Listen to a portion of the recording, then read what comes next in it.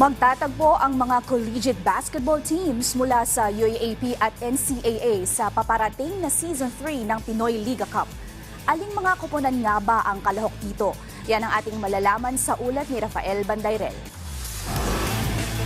Magbabalik ang Pinoy Liga Cup para sa ikatlong season nito sa darating na Abril. Sa ligang ito, masasaksihan ang pambihirang pagtatapat sa pagitan ng mga koponan mula sa UAAP at NCAA. Kalahok sa torneo, ang defending champion mula sa UAAP na De La Salle Green Archers, Adamson Soaring Falcons, UP Fighting Maroons, FEU Tamaraws, NU Bulldogs at UE Red Warriors. Kasama rin ang kampyon ng NCAA na San Beda Red Lions, Mapua Cardinals at Lyceum of the Philippines Pirates. Kabilang din sa kompetisyon ang ilang non-UAAP at NCAA teams tulad ng Perpetual Las Piñas, Enderun College at Guangming College ng Tagaytay City. Sa pinakabagong edisyon ng Philippine Sports Writers Association Forum, tinalakay ni Pinoy Liga CEO Benny Benitez kung ano ang maaaring asahan sa paparating na season. The 18 teams bracketed into two groups.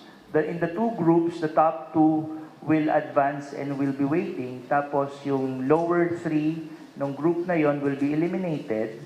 Then the 3, 4, 5, 6 will do a quarterfinals where the higher seed, the 3 and 4, will have a twice to beat advantage. Then knockout semis, then knockout finals. Dagdag pa ni Benitez, plano rin ng Pinoy Liga na mabigyan ng pagkakataong makalahok ang collegiate teams mula sa labas ng Metro Manila. We will try to get yung top 3 teams nila. And what we're gonna do is we're gonna try to invite teams from Sesafi, from Bukal, from Isaa, from all over the regions in the Philippines. But the bigger goal that we have and the aspirational for us right now is to invite ASEAN and Asian collegiate teams.